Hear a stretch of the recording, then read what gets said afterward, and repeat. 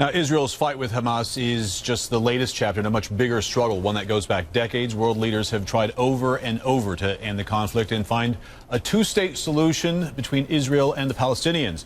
But what we're seeing playing out in Gaza this past week shows just how far that prospect is away. CNN's Michael Holmes explains how we got here. Question one, what are they fighting over? A sliver of land between the Mediterranean Sea and the Jordan River, about the size of Maryland, roughly 10,000 square miles. But that land is some of the most sacred in the world for three religions: Christianity, Judaism, and Islam. Why is it so important to them? Sacred sites for all three. For Christians, Bethlehem, the birthplace of Jesus, and Jerusalem, where he was crucified and rose to heaven. For Muslims, Jerusalem's Al-Aqsa Mosque, third holiest site in all of Islam. And that mosque sits on the Temple Mount, holiest site in all of Judaism. So who lives there? More than 12.3 million people, nearly the same as live in Pennsylvania, but in a much, much smaller area. Just over half that number are Jews, and that is one concern for Israel. Why is Israel's population a concern?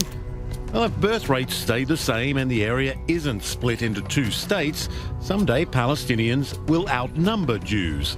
This represents a potential demographic shift, which some believe would threaten the very foundation of the Jewish state. How long have Arabs and Israel been openly fighting? Well, basically since Israel declared independence in 1948. After declaring independence, it was immediately attacked by Arab neighbours, including Egypt, Jordan, Syria, Lebanon, Iraq.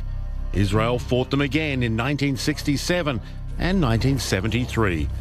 Eventually, some of those countries, like Egypt and Jordan, made peace with Israel. But the fate of Palestinian refugees is still a source of great tension between Israel and the Arab world. So who is Hamas? A Palestinian organisation that rules in Gaza, considered a terrorist group by many countries, including the US and Israel. Its political wing holds a majority in the Palestinian legislature, with most of the other seats held by its political rival, Fatah, which rules the other Palestinian territory, the West Bank. Hamas's charter pledges the group to the destruction of Israel, and it's never given up that fight. It uses its weapons, including rockets, to attack Israeli towns. So how does this end? The international community encourages a so-called two-state solution, an independent Palestine and Israel, living in peace side by side.